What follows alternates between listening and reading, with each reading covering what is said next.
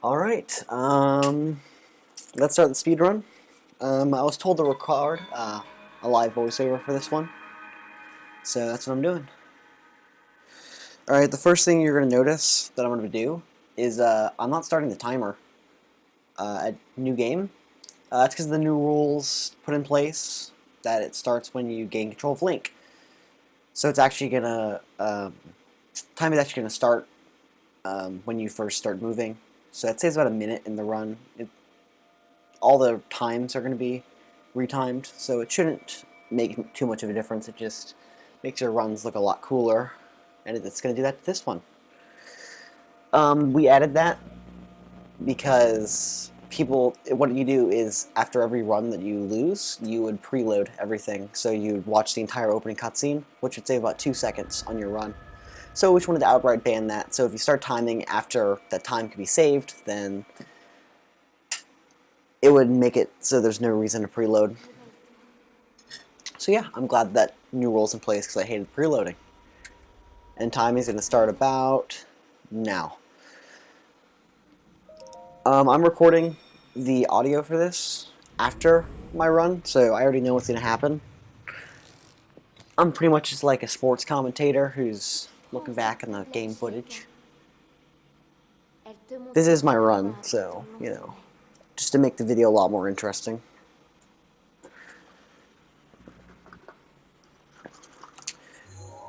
This run has a lot less downtime than a new plateau.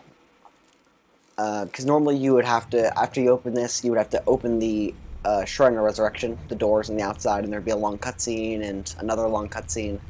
Now you're going to push these boxes, and you're going to do the first glitch of the run, which is Shrine of Resurrection clipping. Doing this saves, I'd say about 30 seconds if done optimally. Usually I don't save that much time, that's just because I'm not as practiced in it. But yeah, so it's a pretty good trick because you don't have to watch the door opening cutscene, and you don't have to watch the cutscene where you look over the overworld. If you play the game, you know what I'm talking about, or if you just watch speedruns of New Plateau, you also know what I'm talking about. So yeah, it's a pretty big time save. It's pretty good. So then you're just going to get up against the wall, and then you're going to activate your Sheikah Slate, and you fall through the floor.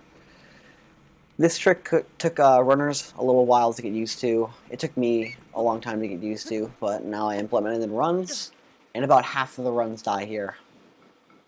So it's still not very much. It's still not very fun. This category is run on Wii U, and it's no limit. There's two categories. There's bug limit, no limit, and this is no limit. So, you know, anything goes. This is also amiibo, not no amiibo. So that really doesn't change the plateau at all. So I grabbed the beetle. That's going to be using an attack potion in the castle. If you don't grab the beetle, then what you're cooking is just going to become dubious food, which is completely useless, because beetle boosts attack in potions, or it just activates. I think it activates the attack boosting in other ingredients. I don't know too much about cooking. I just put the materials in the pot and it works. So, then you're gonna grab food because a lot of this run, a lot more than a new plateau, you're in snow, so you diminish a lot of health. There are 3 different versions of plateau that I know of. There's old plateau, there's new plateau, and then there's out of bounds plateau. This is Out of Bounds Plateau. It was discovered about, I'd say 2, maybe 3 weeks ago. And then it's gotten more and more optimized with better setups to get into shrines. If you played the game, the first thing you normally do is you go get the tower so that all the shrines are activated so that you can enter all of them. But someone, I don't know how they discovered it, but you now can clip into shrines using some tricks, and it saves about 2 minutes because then you don't have to worry about activating the tower, which saves the tower, or running to the tower rising cutscene, and a talk with the old man. So that saves about 2 minutes. But you're going to lose that 2 minutes every time you mess up a clip or anything like that. Plus the route to get to the shrines is a lot harder now than it was in the last plateau we did.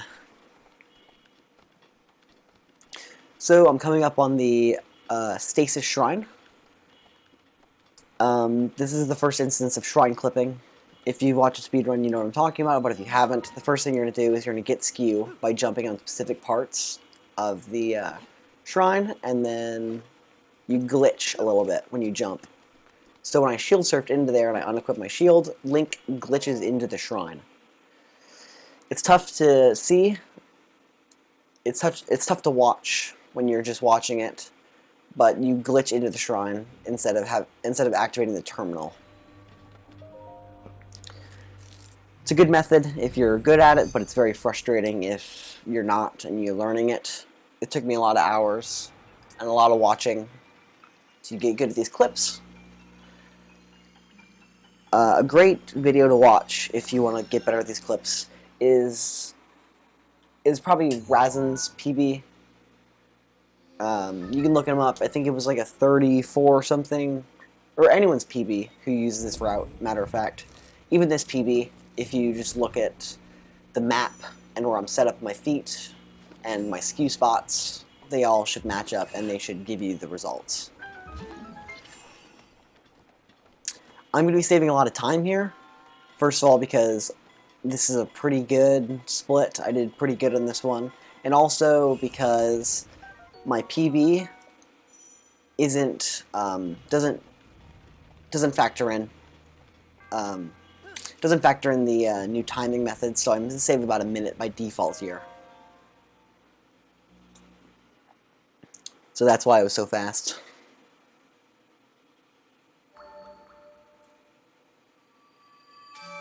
So yeah, I said about a minute, but that split was about 13, maybe 11 seconds faster.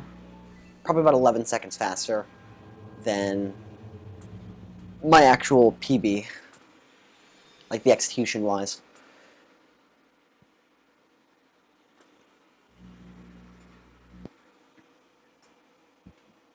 Next round I'm going to be going to is Crinosis. Crinosis, I think it's pronounced. This is probably where I personally lose the most runs, just because I'm terrible at tree launches and the snow always gets me and I jump off trees too quick. I kind of panic when I get to here, but since this is a PB, I don't do that this time, so you've got the benefit of not watching me die over and over. So the first thing I'm going to be doing after I finish talking to the old man is I'm going to go on the boulder. I'm going to launch it up 2 ticks, so 2 hits of the axe, and then I'm going to go get a hammer. So I've got extra weapons to do more launches later in the run.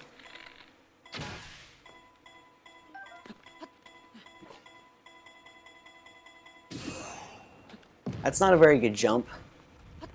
Optimally, you want to land right on that slab. So I lose some, or right on that like platform. So I'm gonna lose a little bit of time there. But this is probably in Plateau my biggest time save. I think it's, yeah, I can save 19 seconds here if done optimally. But I'm definitely losing time because of that bad boulder jump.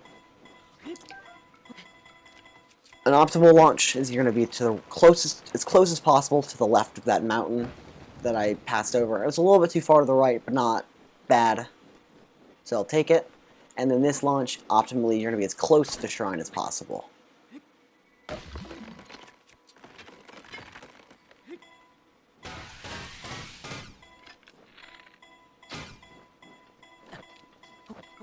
That launch was a little bit too high.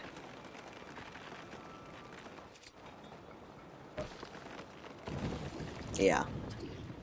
So I'm definitely losing time there again. So, but still, because of the 19 seconds of time save, I can still save time here. So I wanted to get rid of my skew from the previous one because it's probably less strong now. So I just shield surfed onto the ground. You don't lose any durability because it's on the snow. So basically every time you shield surf, you take away your skew.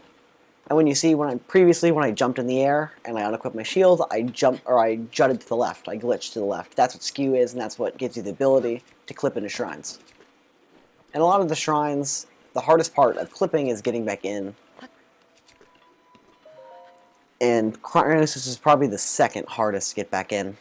Magnesis is definitely the one that gives me the most problems in the run, clipping back into the shrine.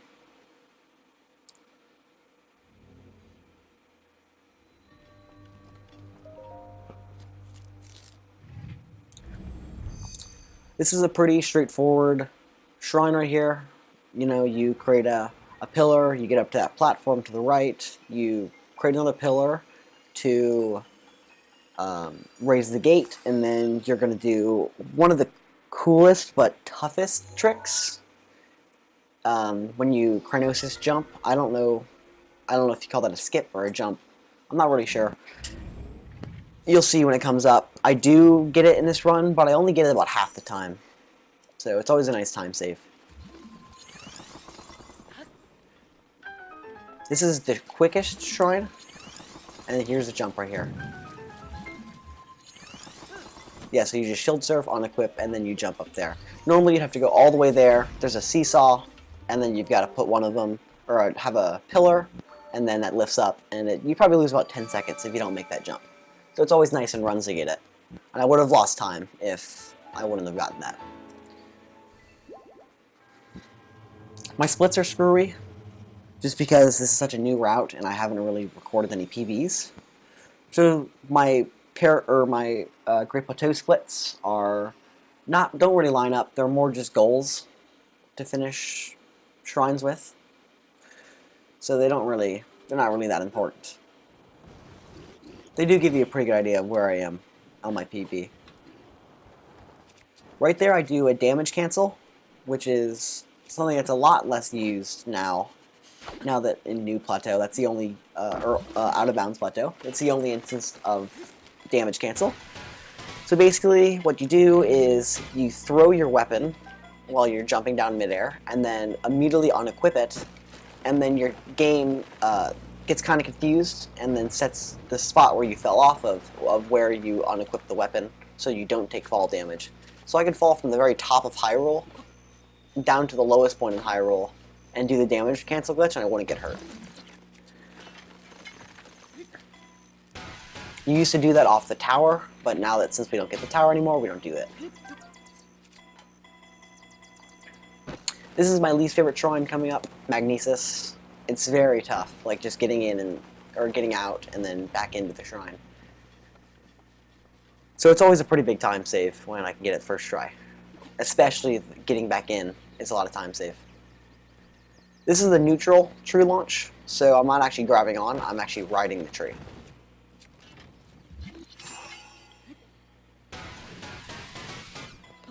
I actually hit it too hard. You actually want the log to be red, but the arrow to be green or yellow. So I hit it a little bit too hard, so you're kind of in risk of taking damage. I don't take damage, or I do take a little bit of damage, but I don't die. I get skew right there off that little spot on the shrine, and then I clip in. And this is the tough part, is getting back.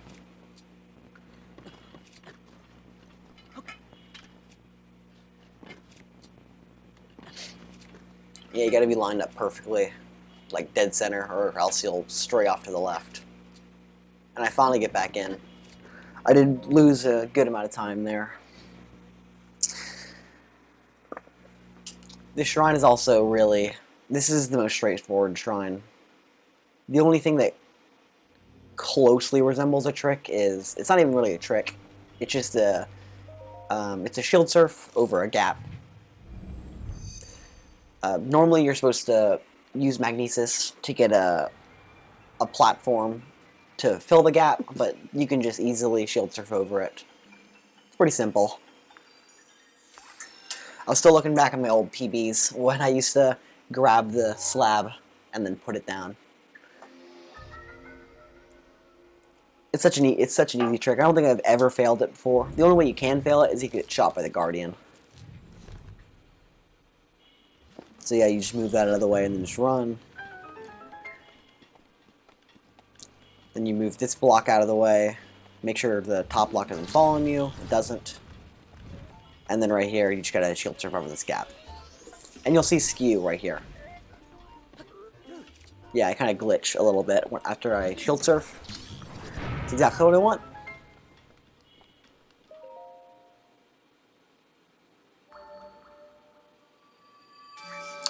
It's a pretty good time right there.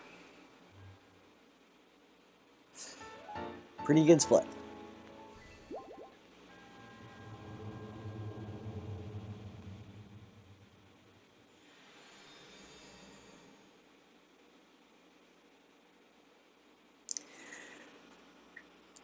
I take back what I said about my biggest time save being Crinosis.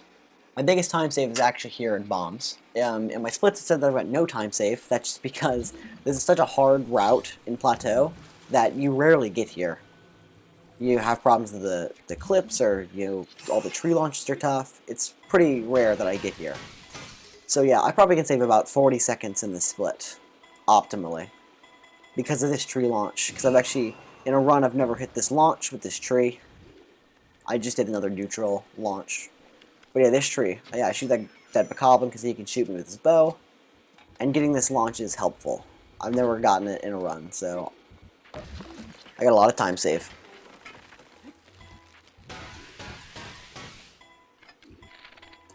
Good. It's a little far to the left, but I should be fine.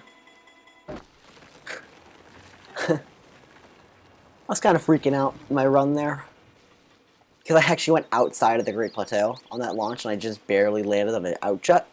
So for my next runs, I gotta remember to be more to the right. Plus, I never really get this far. So normally in New Plateau, so the previous plateau that we used to do, we had a lot more runs out of Plateau. I actually didn't have to get skew there because I still have skew from Magnesis. I still have it because I didn't shield surf at all. My shield didn't hit the ground on a shield surf, so I still have skew, so I can easily clip into that shrine. And this is the last shrine, bombs. Kind of have a problem there because I tried to activate or turn on my shield or equip my shield, and I kind of failed that, so I lost time. Because in this shrine you have to shield surf. You don't really have to. The strategy I go for doesn't require me to shield surf. But if you were to do the optimal method, you have to shield surf. So it's quite a dumb time loss.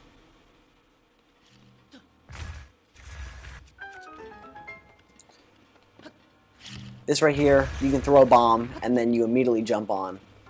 And then you don't have to wait for it to come back and go back. Or go back to the other side. You can just real quickly jump on. But if you miss the trick, then you lose upwards of 10 seconds. And I don't want to risk that in a run, especially this late in. Because with the new plateau, you rarely get here. I'm going to drop a bomb there and blow it up to reset my ragdoll so I can do a launch. There are 3 types of launches. Oh, I split a little late there. There are 3 types of launches. There's a holding launch, so when you hold on to the thing you're launching, that's probably the easiest type. There's the neutral launch, where you stand on top of what you're launching on, and then, as you'll see,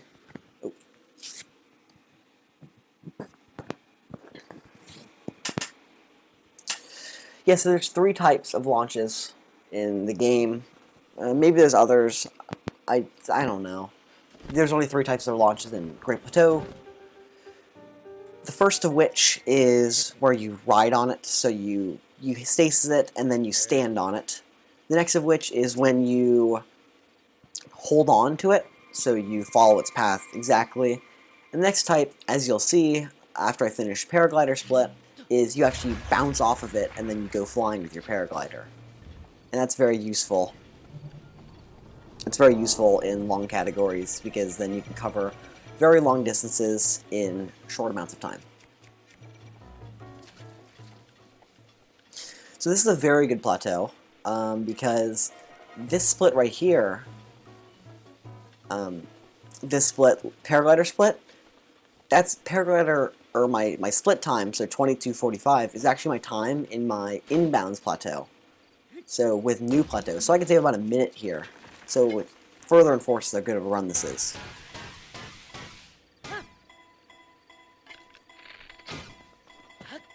It's kind of last minute, but it still works. It's still a break and launch.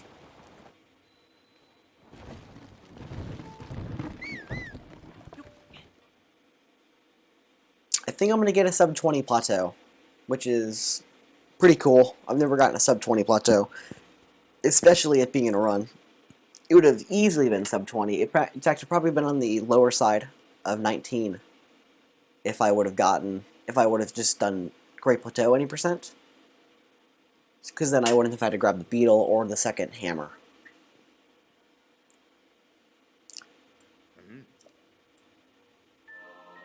Yeah, so a 19:51 plateau. That's a very good time. So I'm almost 3 minutes ahead going into Hyrule Fields. And at the time of the run, I was very nervous. As I should be. Because this is unlike any run I've been on before. Alright, this right here is the boulder launch. So this is when you bounce off the boulder, the third type of launch, as I said. You'll see how it's helpful for covering long distances. But it is very nerve-wracking. It's also why I dropped the bomb in Bomb Split.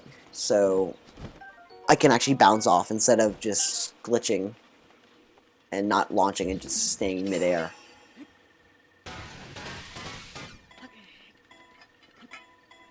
I'm going to backflip. And then I'm going to try to do a super launch. That's just wishful thinking. I have no clue how to do I have a very slight idea of how to do a super launch. But yeah, as you see, I bounce off, and then I keep flying. But yeah, I always try to do a super launch, where you just try to pull your paraglider on a lag frame, so you go like twice as far. I've gotten like 3 or 4 super launches ever in my entire life. So I'm just hoping that I stumble upon one of them in a run, and then I save tons of time. But yeah, I didn't get it that time. If I get a super launch, I would land way farther. But since I didn't, I get 2 radishes.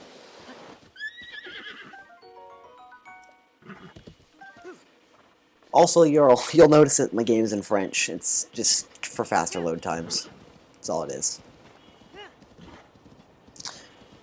Alright, now I'm going to go and grab attack boosting armor. This is just so I don't have to get a 3 attack potion, because it makes up for one of them. The potion I'm going to be cooking in Hyrule Castle is 2 attacks, 2 attack bonuses, and you need 3. So this boosts my attack by 1. If I can get the chests. It's going to be the Phantom Greaves. Or the Jambières de Spectre in French.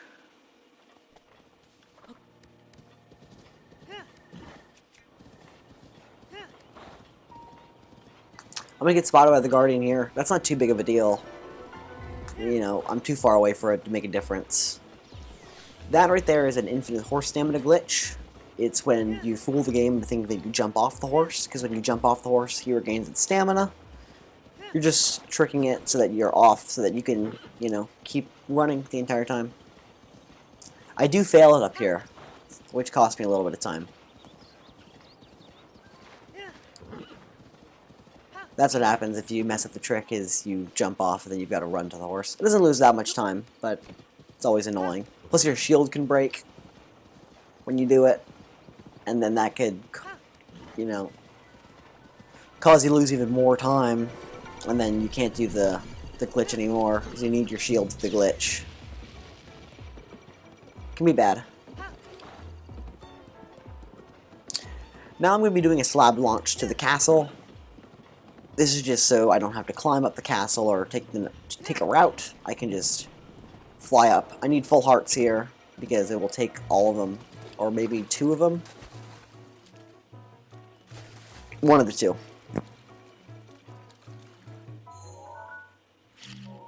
That bomb is placed just so it's in the proper direction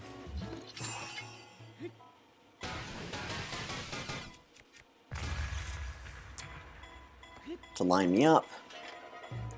Then if you jump at the proper time, you fly to the castle. Now they're going to be doing something, it's a load manipulation. You're going to drop inside the castle, the unloaded castle, and then you're going to change your weapon. This just has the loading times. This just makes it so the loading times are quicker.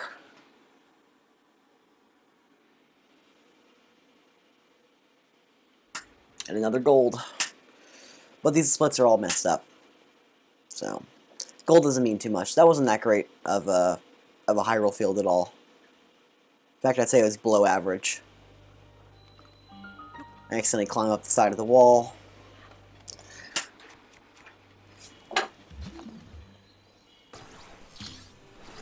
But my high roll field wasn't that good in my PB anyways. So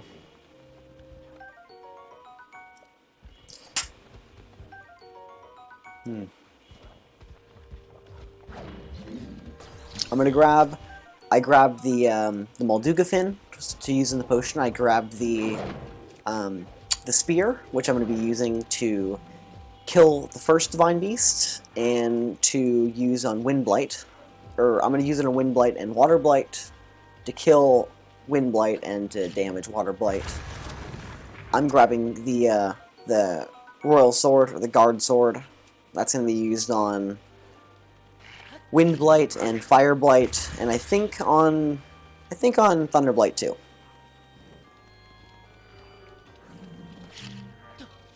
I need to grab the Claymore and Guts from this Moblin. So I'm going to sneak strike him, I'm going to distract him with a bomb, and then I'm going to kill him. That's going to be used mainly in Ganon and some of the Blights. And I'm also going to grab an extra shield, just in case that one breaks, and that bow, so I can do damage. Alright, it's RNG time, where you try to get arrows. This can drop a random amount of arrows, usually from 10 to 40. This RNG is decent. It's not great, but it's enough to finish the fights.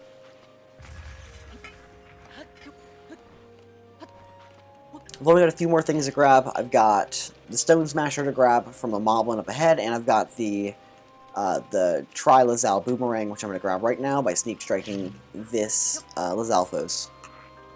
I distract him with the bomb, and then sneak strike him with the Claymore. If I'm running low in shields, I can grab his shields, but I'm pretty good with shields. I've got 2 of them, and usually I don't break any of them. That's pretty rare for me to break them. Always the worst is when you're in the final fight, and then you accidentally break your shield, and then you're without a shield, and then you cannot kill Ganon. Or you can, but it just takes so long. Okay, I'm gonna kill both of these guys, but I'm gonna get spotted by this Moblin. I actually handle it pretty well. This can kill a run right there. It still hurts, but I did handle it pretty well. I got lucky that he went for the bomb. They seem to be more alert after they spot you the first time, but I am going to be able to evade the killed run. My run would still be alive, even if I failed that, but it would be a lot worse. I'm going to cook this potion right here, and it's going to give me +2 attack. I got a critical time bonus, so I got 12 minutes 30 seconds. That doesn't really matter, as even if it's not critical, I still have plenty of time in the potion. Alright, now I'm going to be doing the final launch of the game, where I use crates from the Guardian Amiibo to launch up to the Sanctum to fight the Blights.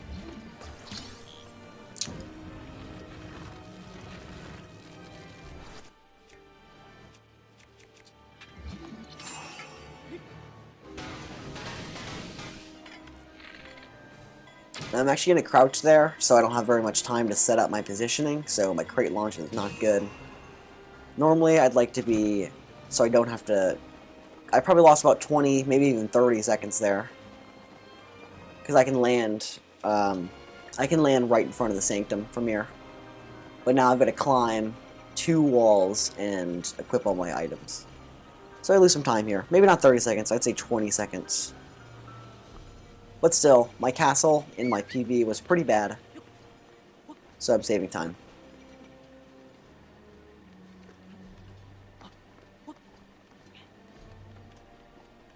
Alright, now here I am at the Sanctum. I just need to equip all my weapons and drink my potion. And then equip my armor. So now I've got +3 attack. Ready for the final battles. Not a great castle. I still saved time just because it was pretty terrible in my PB. Alright, now I'm going to climb up on the wall here so I can paraglide down to him, which manipulates him into always shooting his little gun there. So I've got plenty of time to end the first phase here. I'm going to hit him 7 times with my my sword, and then I'm going to use my claymore to finish him off. One thing you'll notice in the run is when you attack with a two-handed sword, you always want to face backwards, because then you get double hits. So you hit him twice instead of just once. So you've got more time to do stasis launches, you lose less stamina, and when you're fighting blights, you do more damage. This isn't good here. He fell on his back instead of his face, because now I can't do first cycle, so I've got to wait for another cycle to kill him. So I'm losing probably about 10 seconds because of that.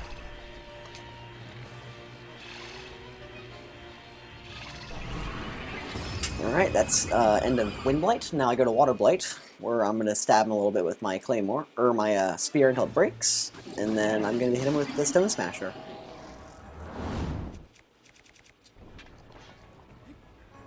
I get some nice double hits on his hand, which ends the first phase really quickly. Probably the fastest I've ever done it. It would have been even faster if I would have been able to kill him on the spin attack instead of having one attack short.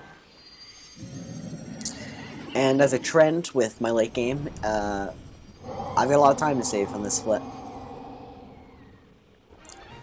This is probably the lengthiest of all the phases for them. I've got to shoot him twice, spin attack, and then go to the other side of the room, shoot him twice, spin attack. It's pretty easy. It's a pretty easy phase, but it does take up a lot of time. And it can be pretty bad if you mess it up.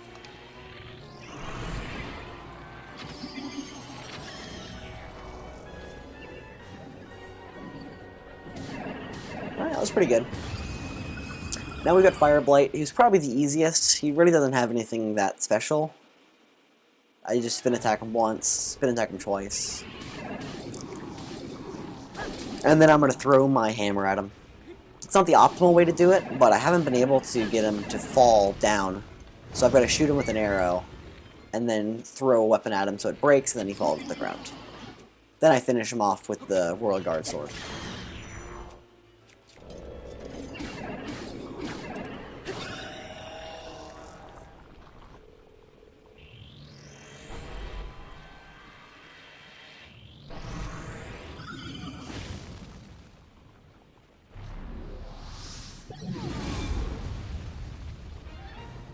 Alright, so now I gotta put a bomb at the center of the room, so he absorbs all the bombs, or everything in the room to, like, make a power ball, I guess. But I do blow him up there, and then you just spin attack him with the Stone Smasher, and then you're gonna finish him off with the Claymore. It's a pretty simple phase.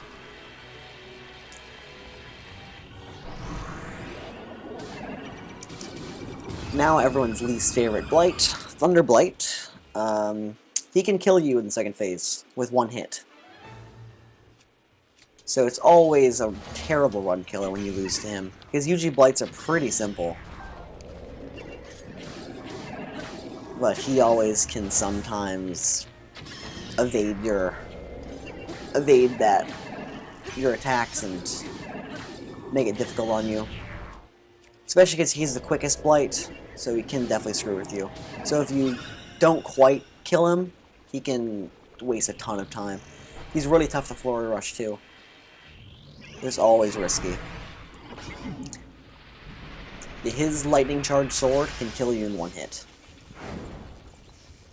And anyone who's run this game has died to him many times. Has had many good runs died to him.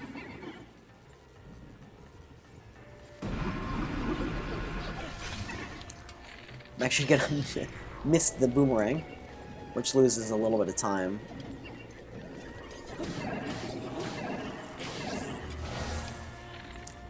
Hit him 4 times, destroy his shield, and then knock him to the ground, and then finish him off with the Royal Guard sword. It's a pretty good blight. Not great, but it's definitely serviceable. And now we go to the biggest run killer in the entire game, Ganon. What you're going to do, or in this fight, I've got to grab the a sword. I don't remember what it's called, but it does the exact same damage as the Royal Guard sword. It's pretty much the same thing. I think it's got higher durability though. So I've got to grab that sword right there. I'm grabbing 10 bomb arrows, and then I'm grabbing another claymore to use in stunlocks. Stunlocks is second phase, and whenever you're in stunlocks and you're ahead of your PB, your heart starts racing. So that's the point of the run where you know you're pretty much going to PB once you get to the stunlocks. But still, I was watching a run with the world record holder live, and he lost the run to stunlocks, and he was on pace for sacred sub 38. Sub 38 isn't too crazy now for top level runners, but back then it was the pinnacle of no amiibo. So yeah, this phase you're just gonna bombard him with arrows. I didn't get great arrow RNG, so I can't really do that. So I've got to hold back a little bit and flurry rush a lot more, which takes more time. And as you notice, there's a symbol for my claymore in the top left. I actually got lucky and got durability boost, which is very lucky. Because normally with a durability boost, or with the claymore, you have to equip the first one that you had, and then you gotta throw it at him, and then you go to the other claymore, which is risky because you can mess up a step and then you can ruin your stunlocks. But if you got the durability boost, you can just start off with the second one, and then you don't have to worry about it breaking. And I'm gonna finish off the first phase, and that pretty much ends the hard part of the run. This is just RNG time, and I get the worst RNG when he goes right to the wall. The best RNG is when he immediately shoots a laser at you. I did get good RNG on the wall right there when he throws a fireball at me. It's really easy to parry. It's really easy to kill him with, or knock him down from the wall. But still, definitely a time loss. My sword's gonna break, and then I gotta hope for lasers. And man, he doesn't give me lasers even though it's far away from him. And now I've got to resort to using the claymore to flurry rush, which is not good. Because with two-handed weapons, you only get 4 attacks on flurry rushes. So it's not as optimal. I'm just not getting lasers, which loses a lot of time.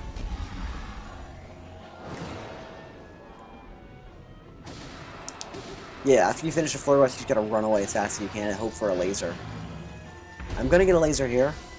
Then you just gotta parry it back at him. And then you're gonna spin attack with your claymore. Usually the visual cue is his spear. You're gonna hit as soon as the spear comes down, or like a second after. Second after the spear, the blue spear in the corner falls down. Then you're gonna slam down and kill, or just continue his perpetual cycle of being on the ground.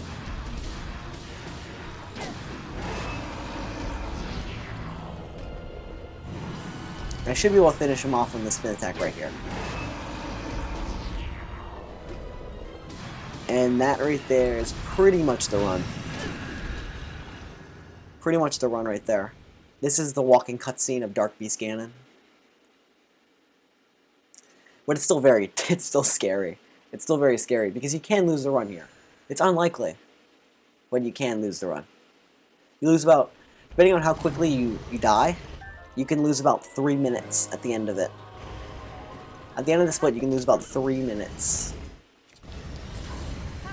Which is not good. But if I died on the last shot, I would still PB by 28 seconds. I would still be very pissed, and it would be a worse run than my previous PB because I get a free minute on this run.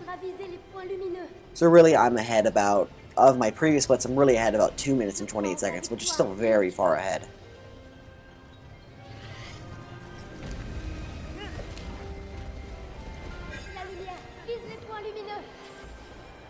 I get all 3 shots, which is good.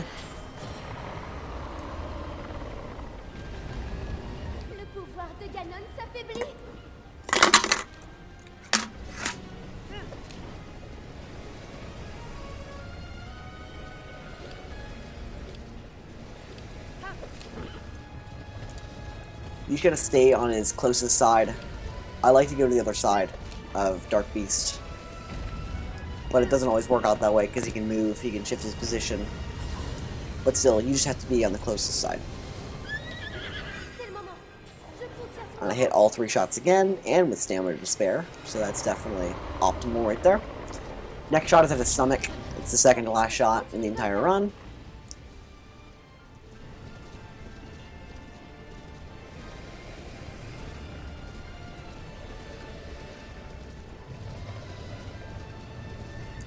So I just gotta line up close to his stomach and then just shoot it right there.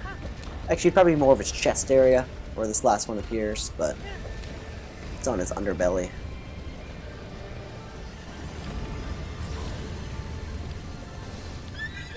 And missed the first shot. Only loses like 2 seconds. If that. And the final shot of the round. It's probably the scariest part. It's pretty easy, but like after a good run, you could screw this up, and it would suck so hard. Plus, there's no updrafts in the area, so I have to jump off the horse, which gives me less air. And there it is, the PB. That is a very good run. I actually even golded the Dark Beast split. That is a good. That split does actually reflect what my splits are there. So that is actually a gold. It's because I only miss 1 shot, and I usually miss 2 or 3. So yeah. That was the first run. That was solid throughout. The only mistakes that I can think of in that run were not getting first cycle wind blight, so missing him not falling forward, and the moblin spotting me. That's pretty much all I can think of in that run. This is at least the 2 major time losses. Obviously, I lost time here and there because I'm still, like, 7 minutes off of world record. So yeah, I still got time safe here and there. So yeah, I'm gonna keep going, keeping it going. Still doing runs, and hopefully I can climb the leaderboard. I think this run puts me at 8th in the amiibo leaderboard. Just thought I'd give some commentary on the run. So yeah, thanks for watching the video, and hopefully you tune in later.